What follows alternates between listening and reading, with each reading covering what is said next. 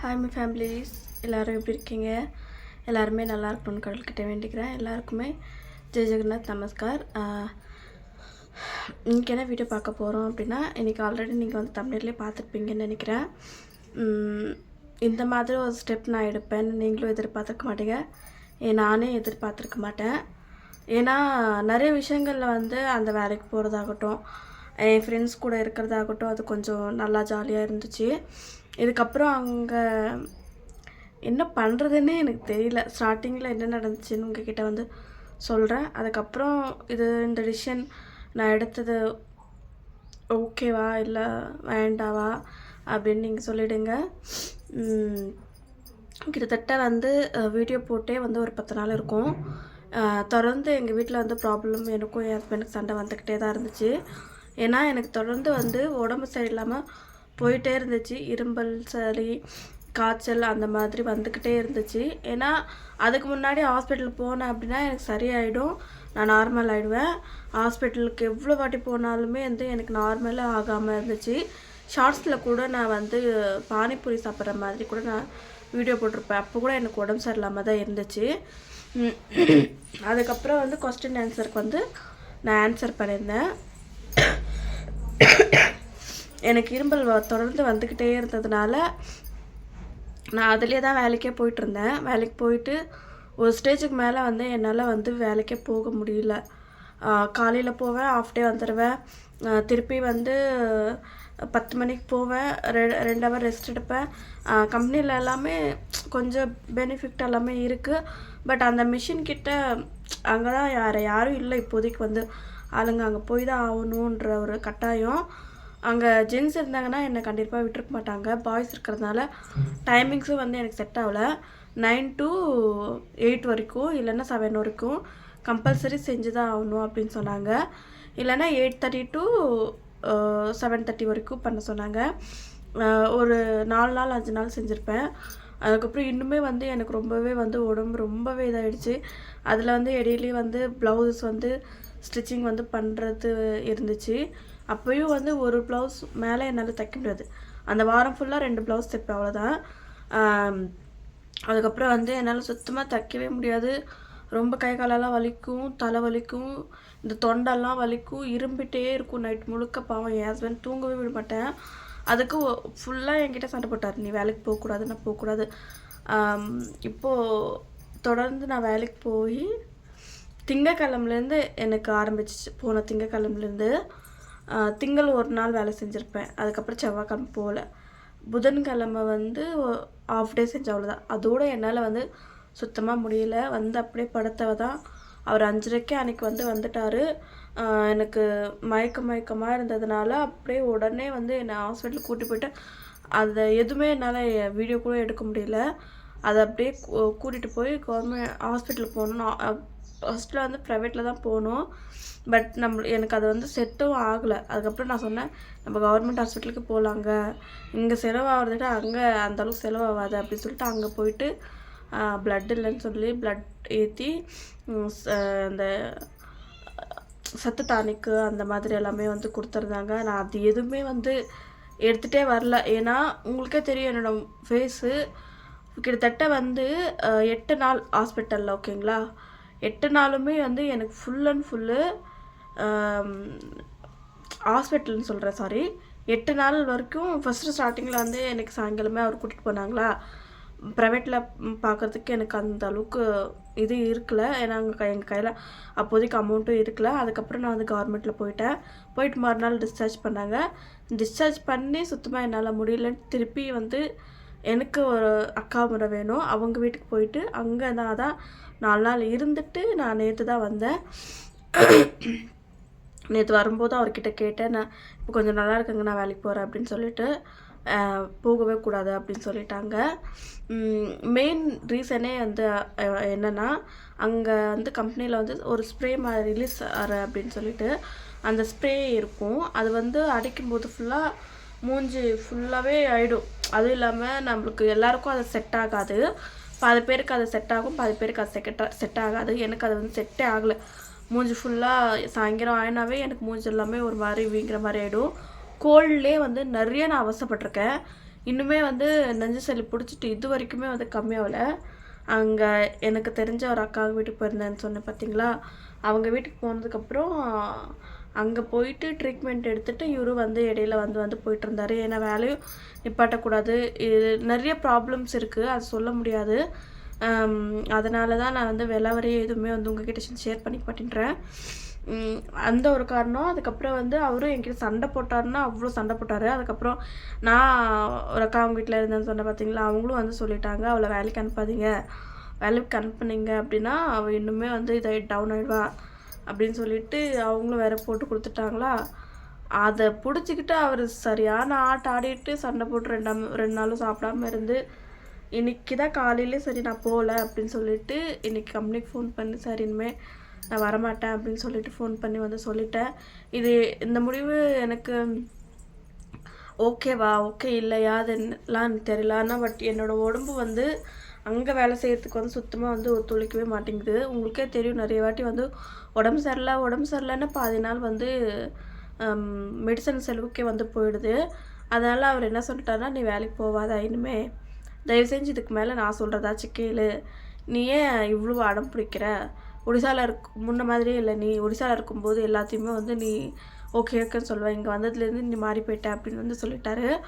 சரி இதுக்கு மேலே என்ன பண்ணுறது, நம்மளுக்கு இருக்கிறது ஸ்டிச்சிங் ஆச்சு இருக்குது இல்லைங்களா, அதையாச்சும் நம்ம அட்லீஸ்ட் வீட்டு வாடகை வர அளவுக்கு நம்ம வந்து மெயின்டைன் பண்ணிக்கலாம். இதுக்கப்புறம் ரொம்ப ஸ்ட்ரெஸ் ஆக வேண்டாம். எனக்கு அந்த கம்பெனிக்கு போனாலுமே எனக்கு ரொம்ப ஸ்ட்ரெஸ்ஸாக இருக்கும். காலையில் 6:30 மணிக்கு எந்திரிச்சிட்டு எல்லா வேலையும் செஞ்சுட்டு, அதுலேயும் வந்து இடையில ஹஸ்பண்டும் வந்து சப்போர்ட் பண்ணுவாங்க. வீட்டு வேலையும் பார்த்துக்கிட்டு ஸ்டிச்சிங்கும் பார்த்துக்கிட்டு யூடியூபும் ரன் பண்ணுறது உண்மையாகவே ரொம்ப பாசிபிளே இல்லாத ஒரு விஷயமா இருந்துச்சு. ரெகுலராகவும் என்னால் வந்து வீடியோ வந்து கொண்டுட்டு வர முடியல. இதுக்கப்புறம் வந்து ரெகுலராக வீடியோ வந்து கொண்டுட்டு வரேன். ப்ளீஸ் தயவு செஞ்சு இதுக்கு மேலே நான் வீடியோஸ் போடுறதுல வந்து நீங்கள் எனக்கு சப்போர்ட் பண்ணுங்கள். இதுக்கு மேலே நான் வந்து வேலைக்கு போகிறதா இல்லை, வேலைக்கு வந்து இதுக்கப்புறம் போனேன்னா எனக்கு என்ன ஆகும்னு எனக்கே தெரியல. ஸோ அதனால் முடிஞ்ச அளவுக்கு வந்து என்னோடய வீடியோ வந்து சப்போர்ட் பண்ண பாருங்கள். இன்னும் என்னோடய சப்ஸ்கிரைபர்ஸ் இன்னுமே ஆகலை. 20K சப்ஸ்கிரைபர் ஆகணுன்னு எவ்வளோவே கடவுள்கிட்ட வேண்டிக்கிறேன், இன்னுமே அது ஆகலை. அதுக்கான முடிவும் நான் எடுக்கலை. ஃபர்ஸ்ட் ஆஃப் ஆல் வந்து என் மேலே தான் ஃபால்ட்டு. வேலைக்கு போகிறேன்ற ஒரு இதில் வந்து சுத்தமாக வந்து யூடியூப் பக்கமே வந்து அந்தளவுக்கு வந்து நான் இது கொடுக்கல. என்னென்னா அதுக்கான ஒரு டைமை வந்து என்னால் கொடுக்க முடியல.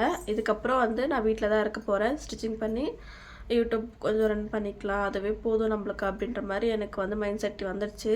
ஸோ அதனால் முடிஞ்ச அளவுக்கு நீங்கள் எனக்கு சப்போர்ட் பண்ணுங்கள். நான் வந்து மிஷின் வாங்கியிருந்தேன்னு சொல்லியிருந்தேன், இருங்க.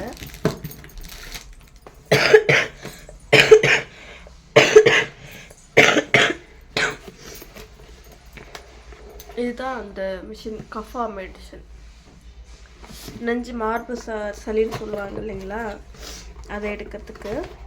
இதில் வந்து ஒரு லிக்விட் மாதிரி கொடுப்பாங்க, அதை வான்மதியக்கா வீட்டில் வந்து ஃப்ரிட்ஜில் வச்சுருக்கேன். இதுதான் அந்த மிஷின். இந்த இருக்கிற பார்த்தீங்களா, இந்த இடத்துல வந்து ஒரு ஹோல் மாதிரி கொடுப்பாங்க.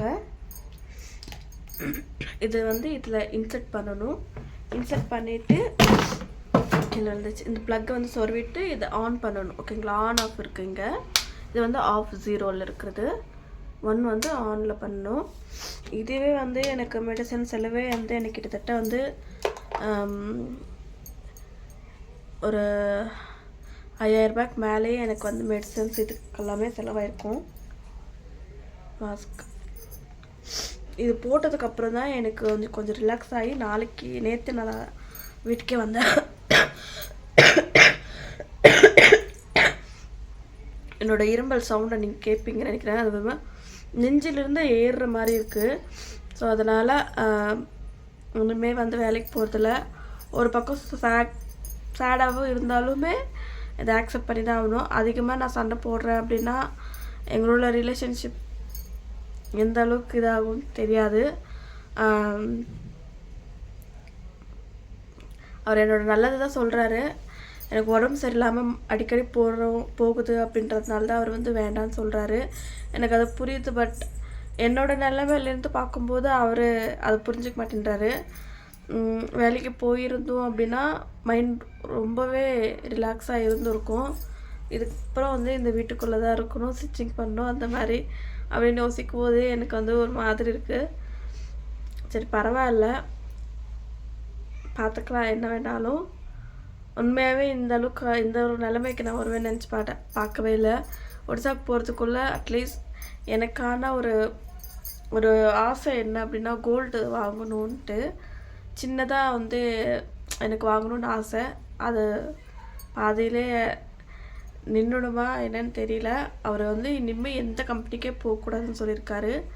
கண்டிப்பாக வேறு ஏதாவது கம்பெனியில் நல்ல கம்பெனி கிடைச்சா எனக்கு போகணுன்னு ஆசையாக இருக்குது.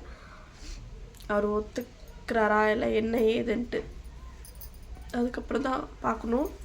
அவர் என்னை 4 மாதம் இந்த 4 மாதம் வேலைக்கு அமிச்சதே பெரிய விஷயம். ஏன்னா அவர் அனுப்பும்போது என்கிட்ட சொன்னது என்னென்னா 4 மாதம் மட்டும்தான் அப்படின்ட்டு. நான் என்ன யோசித்தேன் அப்படின்னா, நம்ம மந்த்லி சம்பாதிக்கிறது வந்து அவருக்கு வந்து 3/4% அவங்களுக்கு கொடுத்துட்டோம் அப்படின்னா அவரை வந்து அந்தளவுக்கு இது பண்ணிக்க மாட்டாங்கன்னு நான் நினச்சேன். ஆனால் ஃபஸ்ட் மந்த் மட்டும் சேல்ரி வந்தது 10,000 வந்துச்சு. வீட்டு வாடகை கொடுத்துட்டு வீட்டு மளிகை சாமான் கொடுத்து இது பண்ணியிருந்தேன். செகண்ட் பேமெண்ட் வந்து நானே வச்சுருந்தேன். தேர்ட் பேமெண்ட்டும் நானே வச்சுருந்தேன். அதுக்கப்புறம் வந்து இடையில மாமியாருக்கு வந்து இப்போது கொஞ்சம் உடம்பு சரியில்லாமல் போச்சுன்னு சொல்லிட்டு அதுக்கு கொஞ்சம் அமௌண்ட் அனுப்பிச்சிட்டு அதுக்கப்புறம் திருப்பி வீட்டு வாடகைக்கு அதுக்கு இதுக்குன்னு அந்த 20,000 வந்து நாங்கள் பே பண்ணி யூஸ் பண்ணிக்கிட்டேன் என்னோடய செலவுக்கு. இந்த மாதத்தில் எனக்கு 12ஆம் தேதி 13ஆம் தேதி பேமெண்ட் வரும். அவ்வளோ அதோட என்னோடய பேமெண்ட் கனவு இதெல்லாமே பண்ணணுன்ற ஒரு அந்த அமௌண்ட்டில் இதெல்லாமே யோசி வச்சுருந்தேன். உண்மையாக ரொம்ப பேட். நம்ம வேலைக்கு போயிட்டே இருந்து திடீர்னு நம்ம நின்றுட்டோம் அப்படின்னா அது ஏதோ ஒரு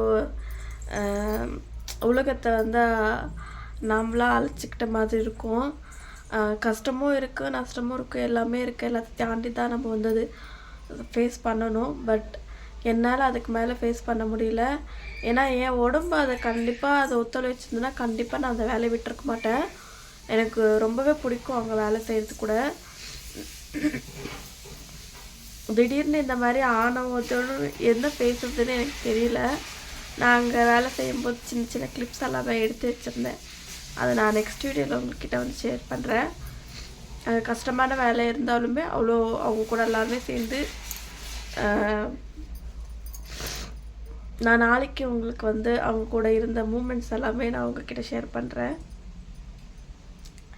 தெரியல, அது என்னவோ புது எல்லோரும் கூட இருந்துட்டு இதுக்கு மேலே தனியாக இருக்க போகிறேன் அப்படின்ட்டு ஃபீலிங்காக இருக்கான்னு தெரில. இன்றைக்கி வந்து தேர் திருவிழா வேறு. எனக்கு போகணுன்னு ஆசை. என் ஹஸ்பண்ட் வந்து வேலைக்கு போயிட்டாரு.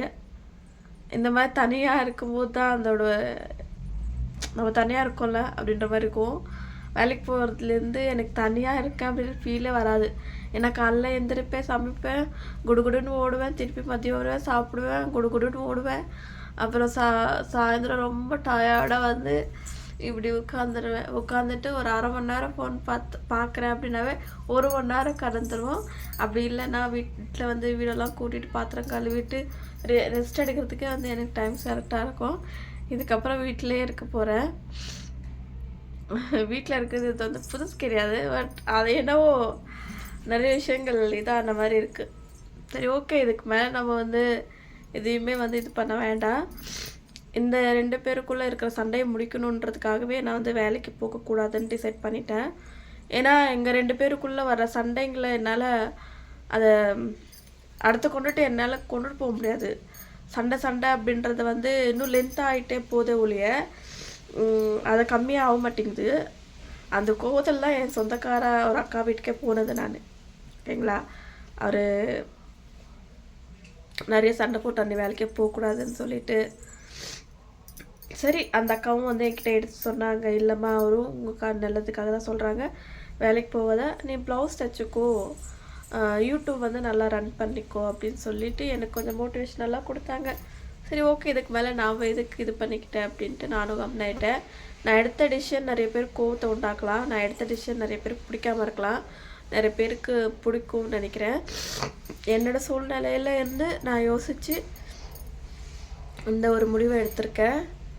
இது கரெக்டாக தப்பான்னு எனக்கு தெரியல. பட் இதை நான் எடுத்து தான் ஆகணும். ஏன்னா இதுக்கு மேலேயும் நான் தொடர்ந்து என்னோடய ஹெல்த்தை நான் ஸ்பாயில் பண்ண விரும்பிக்கல.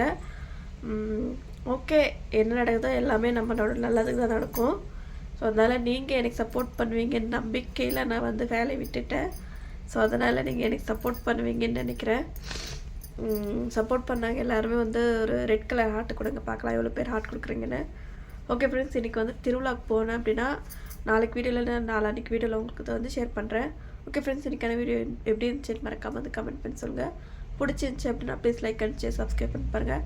ப்ளீஸ் சப்ஸ்கிரைப் பண்ணிட்டு பாருங்கள் என்னோடய சேனலை. பை பாய், எல்லாருக்கும் இஷ்கியார்.